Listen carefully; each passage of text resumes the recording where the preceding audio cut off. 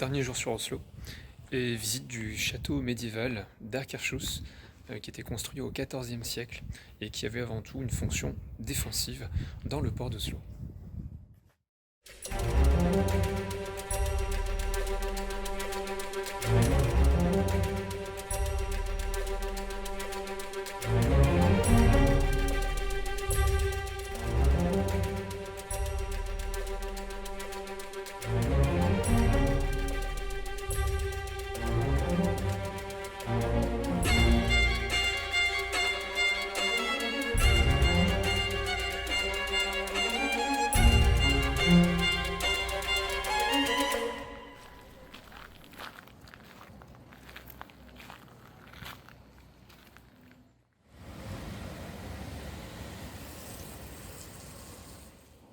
Visite du musée d'histoire.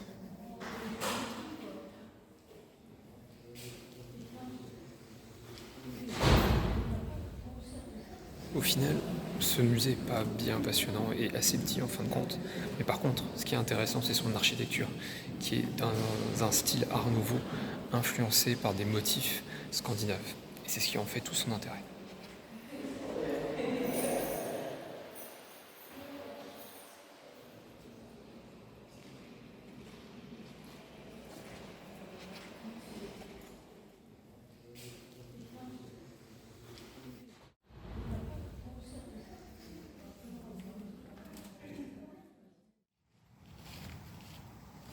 Et nous voilà de retour sur l'île au musée pour visiter le musée de plein air d'Oslo. C'est un musée en fait qui concentre tout un ensemble de reconstitutions de villages, de quartiers, de différentes époques en Norvège. Donc c'est vraiment un condensé d'architecture qui est vraiment intéressant à voir. Et en plus, petit détail perturbant, on a des petites scénettes qui sont reconstituées dans les intérieurs de maisons, qui sont nombreux à être visitables, mais avec de vraies personnes, y compris des enfants, qui jouent des rôles comme à l'école ou s'occuper des animaux à la ferme. Mais en même temps, c'est très intéressant et immersif, surtout que l'espace de ce musée est gigantesque.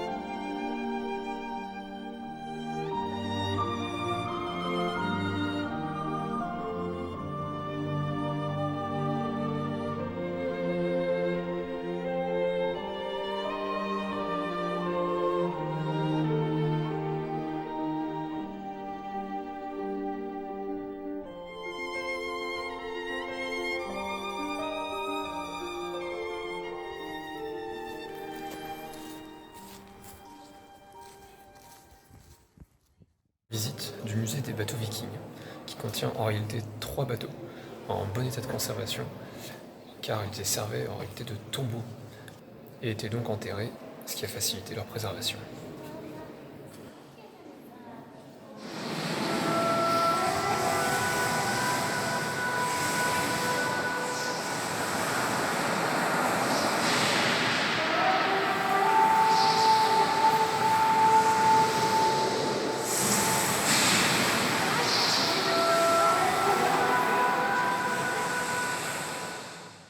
Une dernière visite que nous allons faire aujourd'hui sur cette île des musées, c'est l'Oscar Hall Summer Palace, la demeure d'été du roi Oscar Ier, qu'il a fait construire grâce à de nombreux artisans norvégiens. Alors, je pense que c'est un endroit qui n'est pas vraiment fait pour les touristes étrangers, car les visites sont en norvégien. Donc on m'a donné ce document pour essayer de comprendre ce qui se passe. Ça devrait être intéressant. Alors, le Oscar Scholl est vraiment un endroit magnifique. L'intérieur est dans la plus pure tradition victorienne, puis avec des couleurs très vives, notamment dans le vestibule d'entrée où on a un bleu presque outre-mer. Mais on n'a pas le droit de prendre de photos. Par contre, voilà, les jardins, on a droit et ils sont magnifiques.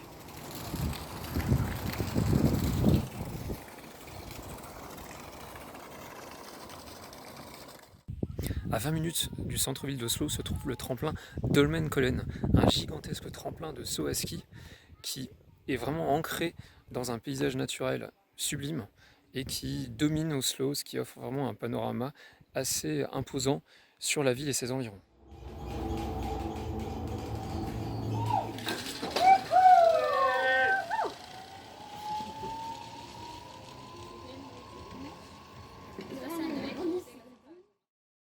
Et voilà, jour de départ, il est 8h, donc départ d'Oslo pour Bergen par le train.